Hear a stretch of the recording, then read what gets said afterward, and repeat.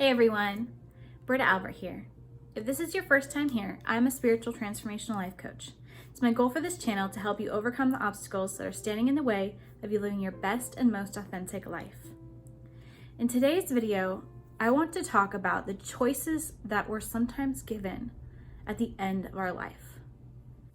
Now, if you've ever lost someone, this video could be a hard pill to swallow.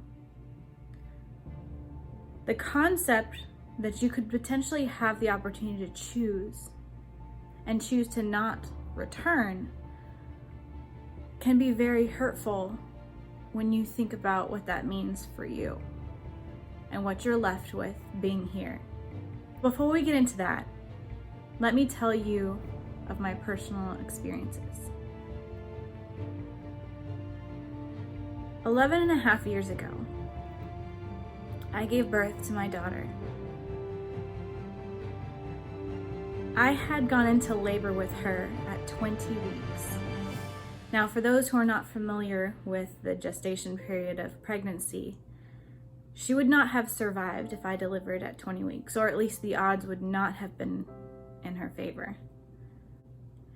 It's not that all babies born at 20 weeks die,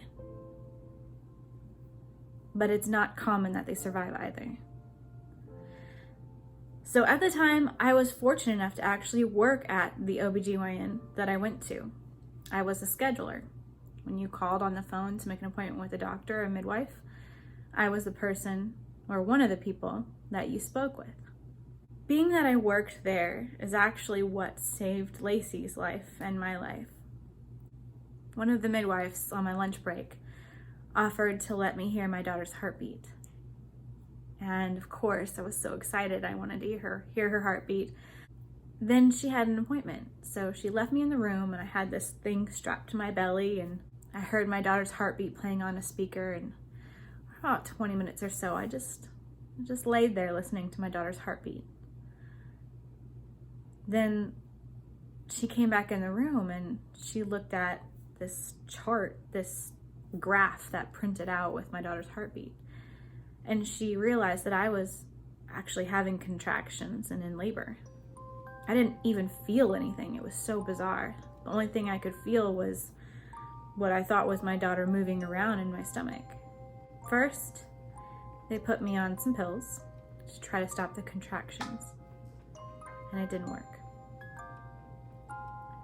Then, one of the doctors ordered that I be put on bed rest.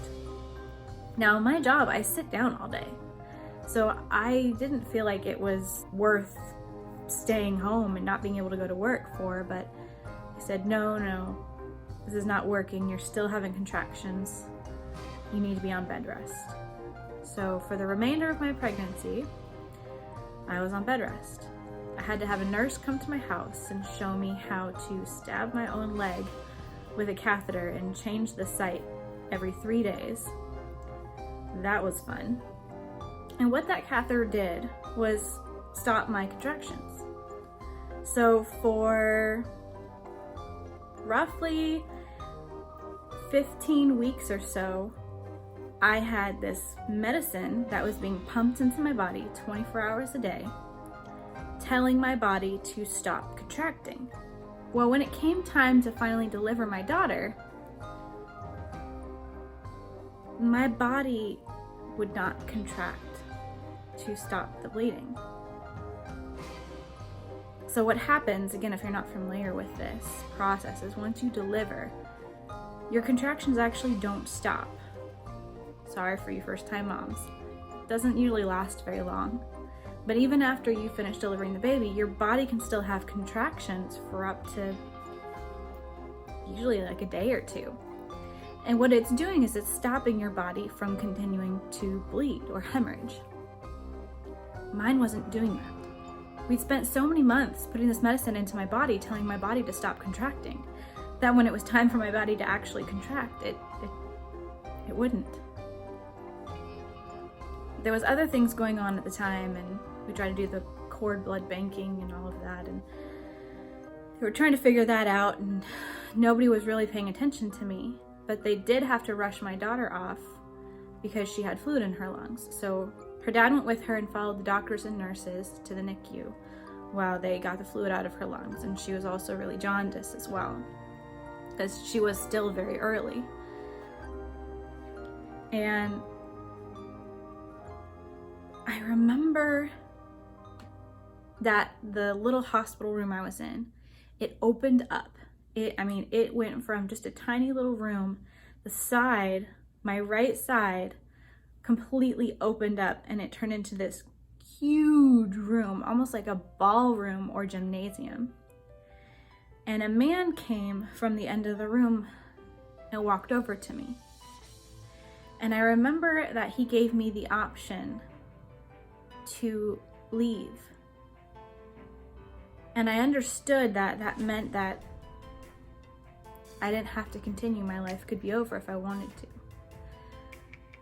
But I told him I couldn't be happy until I held my daughter. And I remembered what it was like to lose my own mom. And I wanted my daughter to grow up with a mother in her life. And I just kept saying I can't be happy until I even hold my daughter. I never even got to hold my daughter. They showed her to me. We didn't have any skin-to-skin contact, and they took her away to the NICU.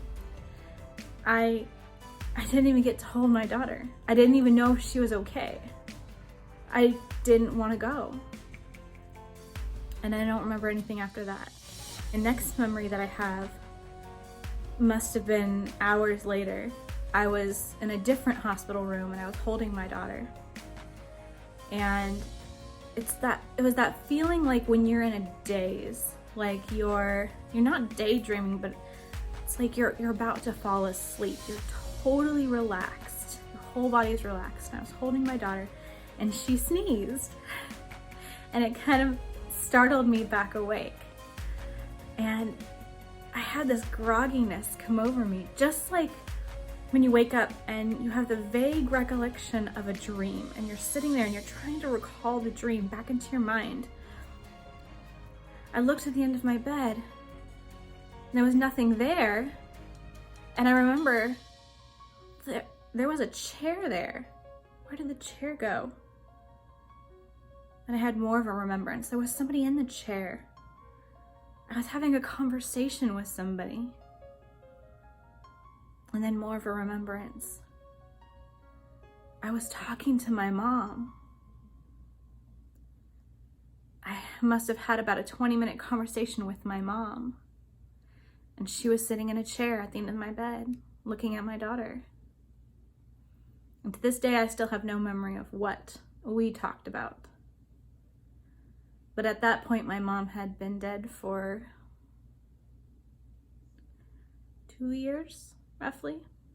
2.5, 3. Later on, I encountered other beings, spirits, who were also given choices. And I'm not going to go as far as to say that everyone's given a choice, because I'll be honest, I don't know. I do know that my mom was given a choice and she chose to go. But she was shown something I was not shown, or if I was shown it, I don't remember it. She was shown how she was going to die later on.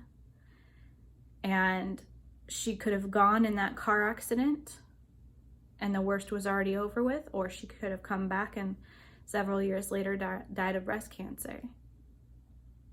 And arguably somebody can sit here and they can watch this video and they can say, well, you don't know that. No, I don't. But I can only tell you my experience.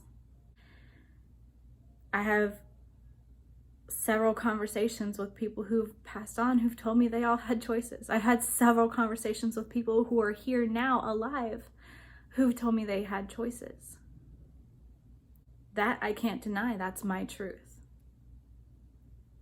But I really felt it was necessary for me to share my experience with my own near-death experience. If you are afraid of dying, I do believe you have a choice. I don't believe that we always remember that we have a choice. And I can't even say for sure that everyone is given a choice. But it's amazing to understand the depths of our free will. And we've seen this spirituality and religion aside, just scientific observation, we've seen this. How many times have you seen people who've died of a broken heart and they just give up?